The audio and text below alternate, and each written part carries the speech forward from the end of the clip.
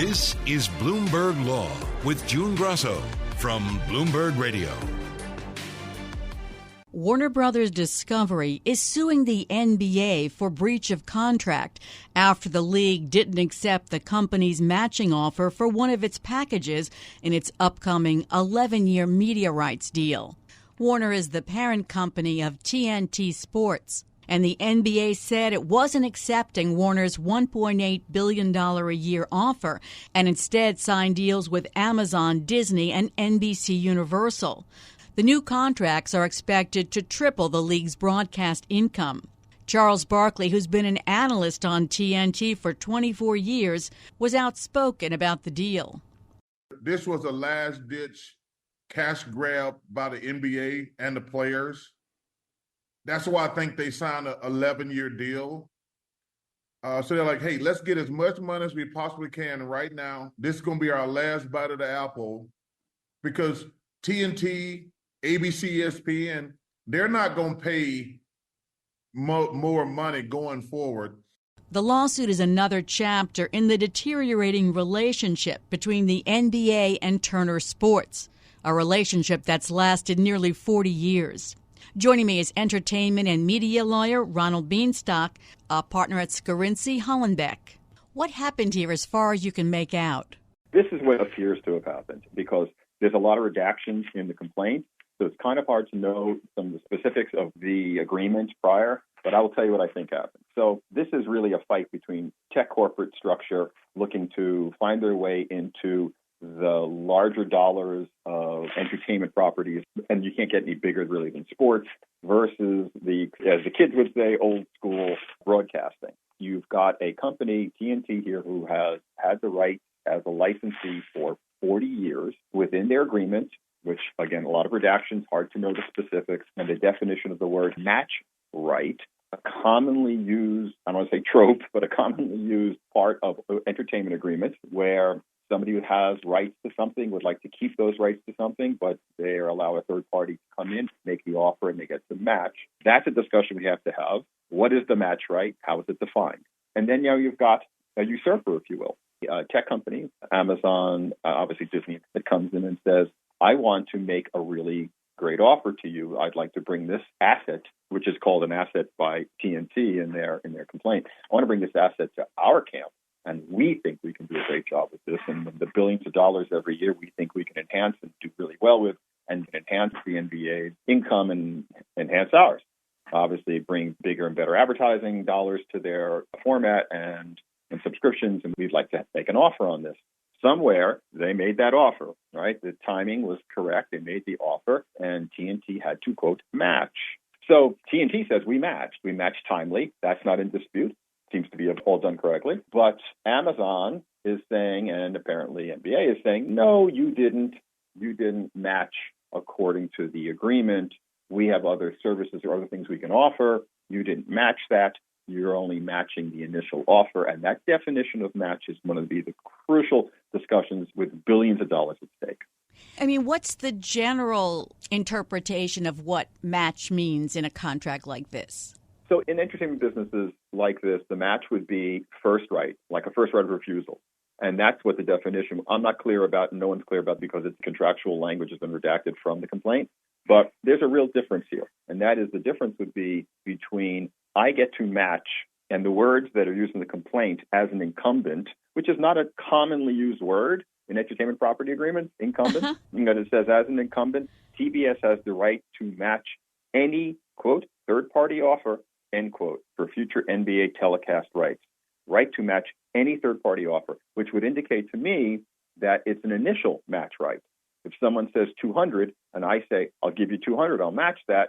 Now it stays with me. I am, as they call it, the legacy or incumbent here. I'm the legacy licensee. I would maintain my rights. And the term length of the next portion of this agreement is 11 years. That would be over 50 years of retaining rights in terms of a licensee to a piece of property like this. And that's probably where everybody is fighting this because the tech companies think they could probably do a better job. So the word match looks like initial match. Many times when we're negotiating entertainment property agreements like this, music business is a good example, music publishing, record deals, or things of this nature, licensing deals, we have last match, that's a preference of mine, because if you say 200, but that's not the fully ending negotiated deal, I think I can get you to 3. I don't want you to match 2. I want you to match the deal I'm willing to execute. That would be what the match rate should say. I don't know because it's been redacted. So we'll have to find out as discovery goes on. With the deal with Amazon, the games would be distributed across Amazon Prime Video, NBC's broadcast network, and Peacock streaming service, and Disney, ABC, and ESPN platforms. So it's not just matching the money, is it? It's also matching the scope. Yes, I think that's part of the process. And I think the match is the scope. What can we offer in terms of SVOD, subscription video on demand? I think this is all within the concept of the match, right? Because I don't think the match was a one-sentence match. I don't think it says, here's the money, match it. I think structurally it's the scope, clearly territories worldwide, but it's scope in terms of what it is we have to offer and what platforms. I think that's a part of this. I think that they're trying to say you're an old school broadcaster, but TNT has other platforms that they get to put it on through Mac. So I think these are parallel universes colliding. I don't know if they're exactly in the same size universe, but I think that they are structurally similar because Max allows the similar version of platform structure as Amazon would have as well. Suppose the NBA says, we think we'll get more viewers with the deal with Amazon, and it's in our long-term best interests. Can they walk away from the deal if somehow TNT says we can give you the same kind of exposure and money? Someone is looking at this in a long-term process, right? Someone's saying this is better for us in terms of the NBA brand and our largesse in the future. Clearly, that's what's at stake here. Somewhere in that agreement between TNT and the NBA, this 40-year, that's a lengthy relationship, which apparently, according to whatever I've seen in the press and people that I know, has not been the best in the last few years. That there's been a lot of discussion about this, and again, I'm going to reiterate that point about tech giants versus old school broadcasters. There seems to have been a exclusive negotiation period that was the precursor to this match. So it looks like there was some over the last year. Contractually, they were obligated to have not mediation, but a negotiation where they would sit in that room and they would try to knock out their new agreement. And it didn't work. Somewhere in the NBA, a team of people in the NBA or the owners, whoever was involved, said, no, it's not structurally sufficient. We think we can do better. We think the NBA brand can do better at this different set of platforms. But they had that moment, and it didn't work out. Well, they've asked for a jury trial. Is it difficult to line up two different offers like this when it's not just money and determine whether it's a real match?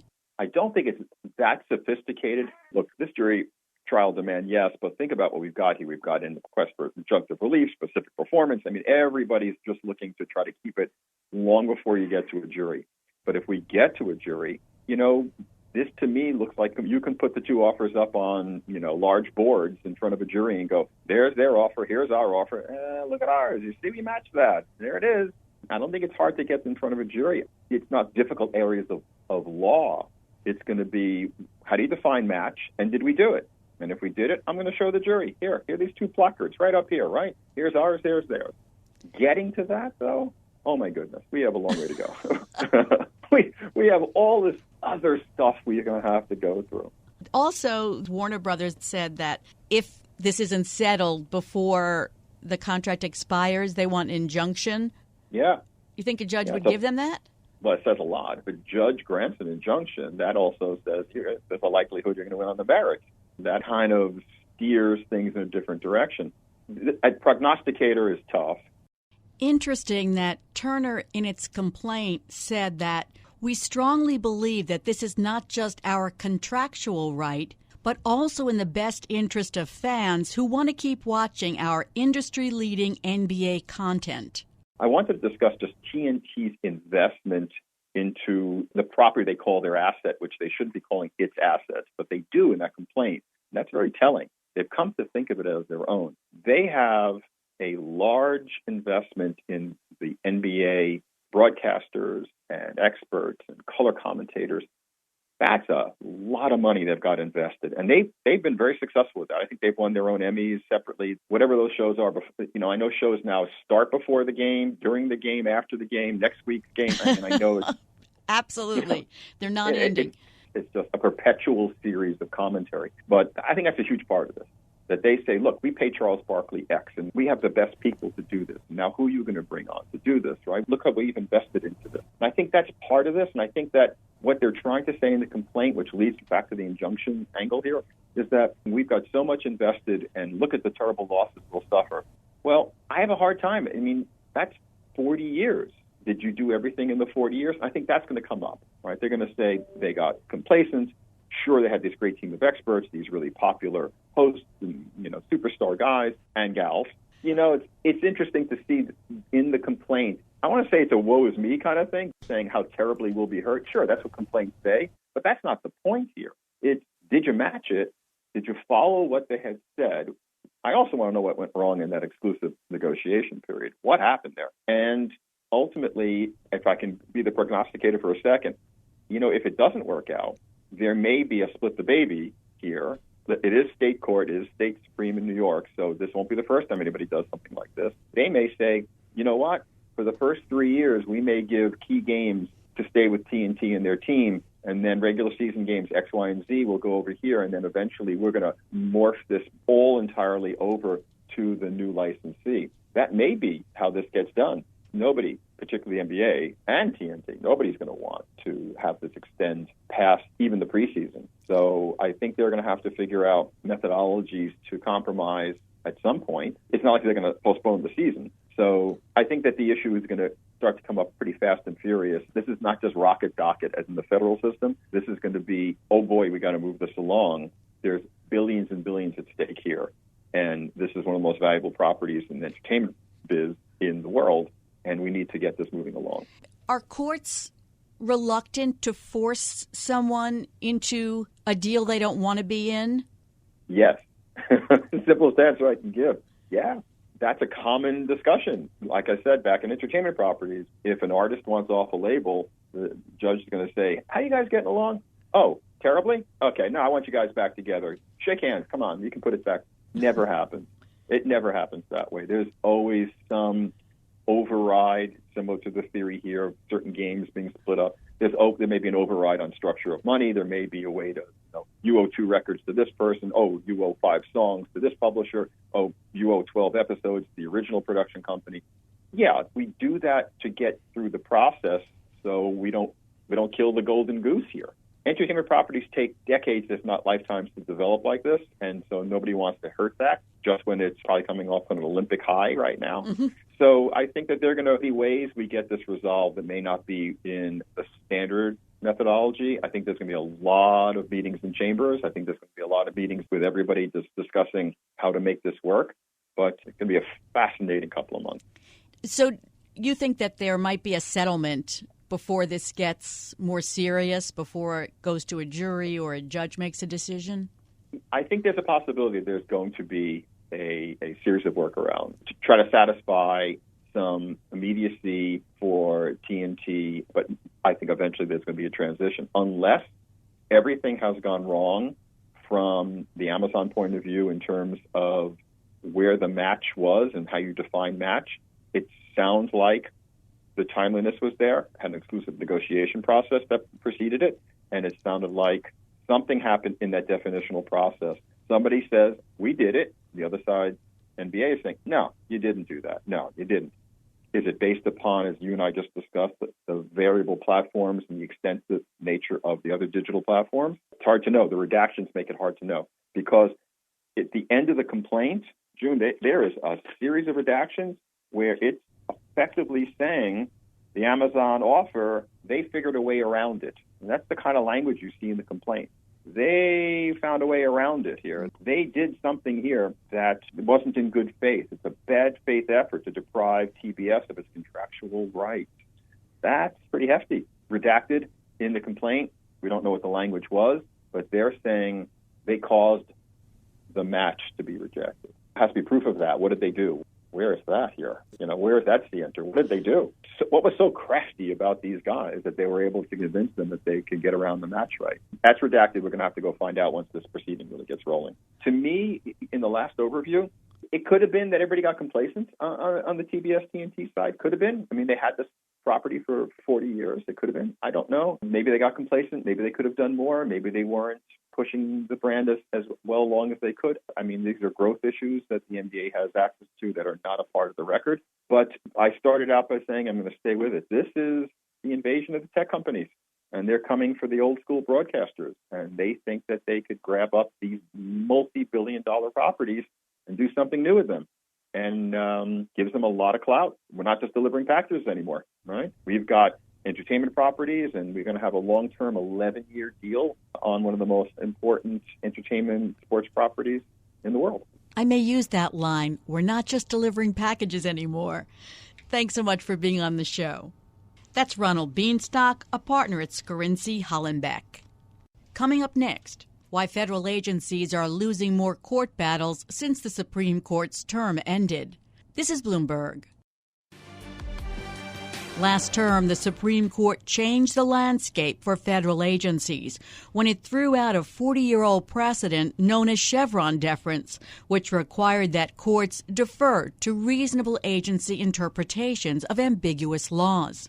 The effects can already be seen in federal court rulings since that June decision called Loper-Bright. According to a Bloomberg Law review of rulings on agency actions, in the month after that decision, federal judges ruled against agency interpretations in 13 out of 20 decisions, including orders that blocked rules prohibiting discrimination against transgender people in healthcare and education, and that blocked rules banning worker non-compete agreements. And in all those cases, save one, the federal judges reviewing the agency actions had not even used a milder form of deference to the government, an 80-year-old precedent called Skidmore deference, which the Supreme Court said could be used. Joining me is an administrative law expert, Cary Coglianese, a professor at the University of Pennsylvania Law School. Will you explain what Skidmore deference is? Sure. So I think the best way to really explain Skidmore deference is by reference to what Chevron deference was, because it's helpful to know what Skidmore deference is not. And it's not Chevron deference. The Chevron deference is where courts in cases where the statute is ambiguous and the agency has a reasonable interpretation of the statute, courts are obligated to accept the agency's reasonable interpretation. There's actually a duty to follow what the agency says, the idea being that Congress has delegated, even implicitly, the authority to the agency to determine what an ambiguous statute means, and courts must follow it. Skidmore deference now goes back to a decision 40 years prior to Chevron. Chevron was decided in 1984. It's now just been overturned in 2024, 40 years later. But if you go without sort of 40 years before, kind of symmetry here, we can see a Supreme Court decision called Skidmore that articulated a type of deference that's similar when statutes are ambiguous, but it's not mandatory that courts follow what the agencies have decided. Skidmore deference is known as deference that follows from agencies' power to persuade. If the court reviewing an agency's interpretation finds that on the basis of the agency's expertise and the thoroughness of its investigation that, the agency's probably right, then it can go ahead and defer to the agency, but it's not obligated to do so. And that's the real difference here. What the court did this year in Loper-Bright was return us back to a world 80 years ago, which was a world dominated by Skidmore deference, where courts could follow what the agency said if they had the power to persuade the court that they were right. I don't know if your audience is highly technical and filled with a lot of lawyers. I could actually give another analogy that I think explains Skidmore deference well for lawyers. Okay. If we go back to a world back in the common law where courts were deciding all sorts of questions, courts had to follow precedents of prior court decisions. And the Pennsylvania Supreme Court, let's say, needed to follow prior decisions of the Pennsylvania Supreme Court, unless or until they overruled themselves. Binding precedent followed when you were in the same state with the same court. However, it was always the case, and it still is always the case, say a Pennsylvania Supreme Court could look to the decisions of the Ohio Supreme Court or the Florida Supreme Court in deciding very similar cases, and they weren't obligated to follow what the Ohio or the Florida courts decided, but they might be persuaded by what the courts in Ohio and Florida decided. And that's the way to think about Skidmore deference is not mandatory to follow it, but it is an option if a court is persuaded. In the opinion in Loper-Bright, the Chief Justice John Roberts invoked the Skidmore defense a couple of times. What was his position on it? Was he telling courts use this? He says it's available. It's still available. Why? Because it's a doctrine that still puts the court in the driver's seat, because it's the court that gets to decide whether they think it's appropriate to defer to the agency, whether they're persuaded that the agency has the best interpretation of the statute. And Chief Justice Roberts, in the majority opinion in Loper-Bright, says that's fine. And agencies, he says, are still deserving of respectful consideration for their views. So a court should certainly hear agencies out. And if they are persuaded, then sure, they follow them. Some people would say it's not really a deference at all. It's what's always there for any litigant. If you persuade the judge that you have the best interpretation, then the judge will agree with you. And so it may not really give agencies a whole lot of weight behind what they do. But, the reality, of course, is that a lot of these cases arise under statutes and with issues that are very technical. And judges did, before Chevron, side with agencies, more often than not. And one might expect the same to happen afterwards, except we have, a different composition to the judiciary today. And I think the Supreme Court's decision to overrule Chevron is sending a signal throughout the lower courts that you should be skeptical, notwithstanding these passing references to Skidmore and the possibility that it still might apply. It's very clear, I think, the message from the Supreme Court is be very skeptical of agency power. And that's not only in the overruling of Chevron, but it's in the court's recent invocation of the major questions doctrine and in some other cases as well. According to a Bloomberg Law review of decisions issued between June 28th and July 26th, federal courts didn't refer to Skidmore in 19 of 20 rulings on agency actions that cited Loper-Bright, which is the case that did away with the Chevron doctrine. And federal judges ruled against agency interpretations in 13 out of those decisions. What does that tell you? It's not surprising, for one. Skidmore deference, it's not obligatory, so there's no reason that courts need to decide on the basis of Skidmore. There's no reason for courts to cite Skidmore. The court in Loper-Bright was saying to lower courts, you all figure it out and come up with your own best reading of the statutes.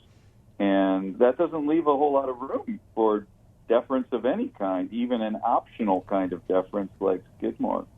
I remember during the oral arguments in the Loper-Bright case, the Chief Justice saying something like, we haven't, relied on Chevron in more than a decade. But the lower courts relied on Chevron, didn't they?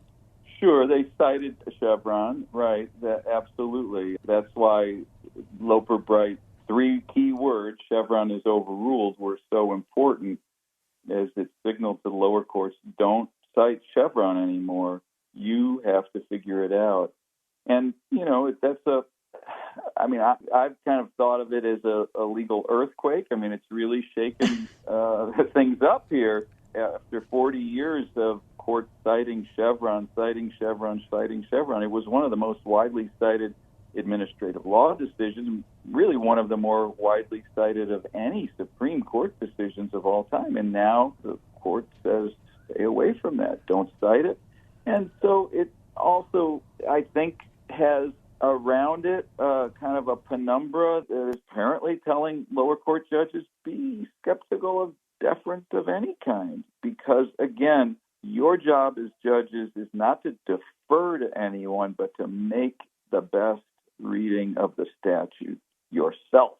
And yes, you can listen to the agency, give the agency respectful consideration, but that doesn't leave much room for a notion of deference if it's the courts that are supposed to be deciding this. Deference of any kind, even a voluntary deference, even though the Loper-Bright opinion says you can rely on if you're persuaded by the agency, but if you're a lower court judge and you're going to agree with the agency, then just lay out the argument for why the best reading of the statute is the same one that the agency has made.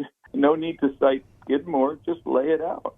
And you sort of referred to this, I think. Bloomberg Law, the review found that district court decisions on requests to freeze Biden administration regulations show a partisan pattern. 7 of the 8 rulings that paused the rules were Republican-appointed judges. Democratic appointee handed down the one rejecting an injunction bid. So does it seem as if the more conservative judges are the ones that are anti-agency and are going to rule against agencies if they can, whereas the more liberal judges will rule for agencies? That's generally been the pattern. It's generally been the pattern in a very subtle way over the past several decades, but certainly in recent years, we've seen a greater degree of polarization in the judiciary that kind of mirrors the polarization in society at large.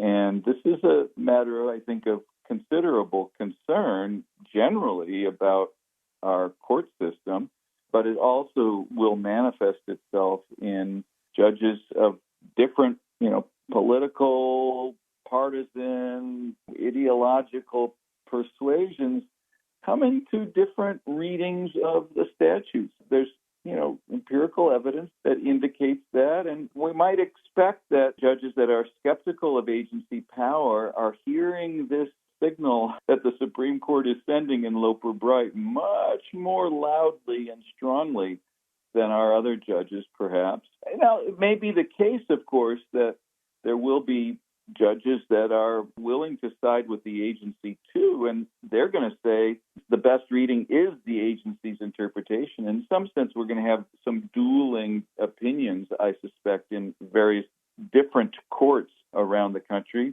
ultimately perhaps having more of these conflicts or what we call circuit splits that the Supreme Court will have to resolve. And it's going to go up to a majority of the Supreme Court that I think has demonstrated itself to be extremely skeptical of agency authority. Coming up next on the Bloomberg Law Show, I'll continue this conversation with Professor Cary Coglianese of the University of Pennsylvania Law School. Will we reach a point where federal agencies throw up their hands and say, no more rulemaking for us? I'm June Grasso, and you're listening to Bloomberg. The Supreme Court's decision overturning a 40-year-old precedent known as the Chevron doctrine was one of the most watched cases of the last term. The Supreme Court's conservative majority set forth a new standard, calling on judges to use their independent judgment to decide whether an agency acted within the authority that Congress granted it. And a little over a month after that decision, the effects can already be seen in federal court rulings. District court decisions on requests to freeze Biden administration regulations showed a partisan pattern. According to a Bloomberg Law review of rulings on agency actions, 7 of the 8 rulings that paused rules were issued by Republican-appointed judges, while a Democratic appointee handed down the one rule rejecting an injunction bid. I've been talking to administrative law expert Cary Coglianese, a professor at the University of Pennsylvania Law School. This may be a little extreme, but do you think we'll get to the point where agencies will throw up their hands and say, why go through the rulemaking process when we're just going to be overruled by the courts? It might be certainly something that happens. We'll have to see. I mean, there's actually one recent study done by a legal scholar and political scientist at Texas A&M University, Dan Walters, who looked at the productivity of actually legislatures at the state level. Because one thought is that, if we have judges that are not willing to pass the buck to the agencies and to really back up and support what the legislature meant, maybe we'll have more legislation. And he actually found that, there's actually less legislation in states that didn't have something like the Chevron doctrine at the state level. And he surmises that, it might be the same thing that you're suggesting, that why bother with legislation if at the end of the day courts are going to get to decide what it is and it's going to be fixed? Because when courts decide what a statute means, that's in precedent, and there's not a lot of flexibility. So, even legislatures might kind of say, why bother? And not only agencies. It sounds pretty dismal. But I will say there is one possibility here. Keep in mind that Loper-Bright was a case that was decided on the basis of a statute, the Administrative Procedure Act. And the court said that the Chevron doctrine was inconsistent with this overriding statute that governs any time agencies are in court and their actions are being challenged. That statute says that all relevant decisions are to be decided by courts. All relevant legal determinations are supposed to be decided by courts. And Loper-Bright really hinged itself and its reasoning on an inconsistency it saw between the Chevron doctrine of deference and the Administrative Procedure Act. That leaves some room, so maybe this isn't so dismal, if there is a Congress that wants to amend the Administrative Procedure Act, it's possible for them to reverse what the court has done here in Loper-Bright. So we'll have to see. I mean, I think what the future holds is going to be dependent upon a very complex set of interactions between judges at the lower court level, different persuasions, between what the Supreme Court does in future cases, what agencies do, and what Congress ultimately do in what might be called, the administrative governance game that's going to be playing out for some years to come, and we'll have to see how it plays out. I wanted to get your take on what the Chief Justice meant when he wrote in Loper-Bright, in an agency case in particular, the court will go about its task with the agency's body of experience and informed judgment, among other information, at its disposal. Sure. Well, this is a recognition that first, agencies are themselves part of the same government that courts are, right? And this is a reality why agencies historically have won more often than not when their actions are challenged in court. It's not easy to prevail against a government litigator because they do bring with them a lot of expertise and knowledge, and courts have at least historically tended to say, well, they're the government. We're the government too.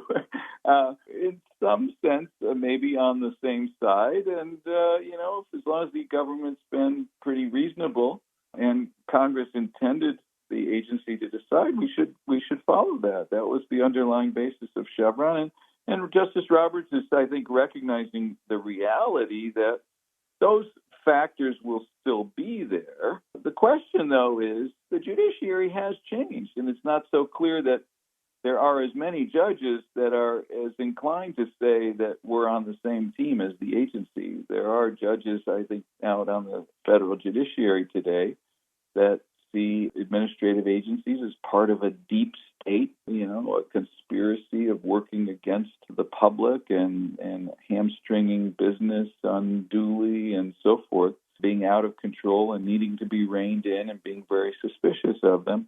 And when you have judges that take that view, litigants know how to find them, and they will find them, and we will get rulings that have the agency on the losing side in the future.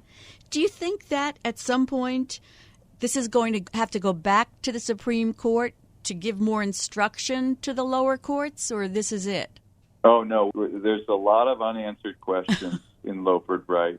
The Supreme Court is not done with this by any means. And there's two types of questions that will be facing the court. One I might call kind of meta questions, that is, questions about Loper Bright and what the overruling of Chevron mean. These are questions about, for example, what did overruling Chevron mean, for example, for past decisions and determinations by courts that had been grounded on Chevron reasoning. The court tried to address this in one paragraph of its opinion, but it's ambiguous and leaves a lot of questions. So these meta questions about what Loper Bright means and how it will apply, and there's several of them, those will be there. The second set of questions that are going to be there is to settle all of these more targeted statute-specific questions that are going to arise.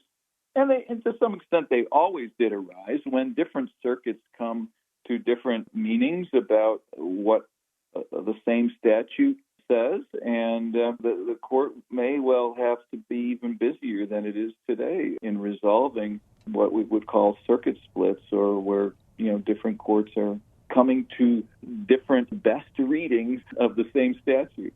And we'll have to see how that plays out, too. But, yes, there's no getting out of the fact that, statutory interpretation is, a fundamental part of what judges and lawyers are tasked with doing. It was so under Chevron, and the Supreme Court will continue to have to play a role. There's no getting out of this. I wonder, facetiously, but I wonder if at some point the justices who overturned these precedents are going to regret overturning so many in such a short period of time, because if you look at, for example, what's happened with the reversal of Roe v. Wade, where Justice Kavanaugh said, now we'll leave it to the states. We can wash our hands of this. Well, look at what's happened. It's a complete mess. Right, exactly. And this is why I say this is an earthquake. There's going to be some rubble in place, and it's a question of, which structures will remain standing, as with any earthquake, how badly things will have been damaged. It's not a court that's exercising what had been traditional conservative humility at all, but really been quite an aggressive court here. And you're right, it's unleashed a mess, if you will, at the minimum on abortion, right? It's certainly not alleviated the Supreme Court's need to decide cases like in the mifepristone case, or, heaven forbid, we're going to have Comstock Act cases, for example, down the road. So abortion has not left the Supreme Court's agenda. And this whole idea of overturning Chevron and having a major questions doctrine, all of it, ultimately, though, there may be a method to the mess. First of all, it's disruptive to government, and maybe that's part of their objective here. Another thing is empowering of the court. It's putting the court front and center in governing on some of the most controversial issues of our time in a way that, I don't think it's been occupying that role for at least 50 years, probably even more, when you look across the whole sweep. And certainly when you look at administrative law decisions, the courts have not played the kind of central role that now they will be playing. And, it raises a host of questions about whether the courts have the capacity to deal with these issues in a smart and effective way. Are we going to have new technologies and new ways of doing business that need some sound, sensible, good analytic decisions? And will the courts be able to deliver that? It's an open question. Unfortunately, it seems like there are a lot more questions than answers. But thanks so much for your answers, Cary. That's Professor Cary Coglianese of the University of Pennsylvania Law School. And that's it for this edition of the Bloomberg Law Podcast. Remember, you can always get the latest legal news by subscribing and listening to the show on Apple Podcasts, Spotify, and at Bloomberg.com/podcast/law. I'm June Grasso, and this is Bloomberg.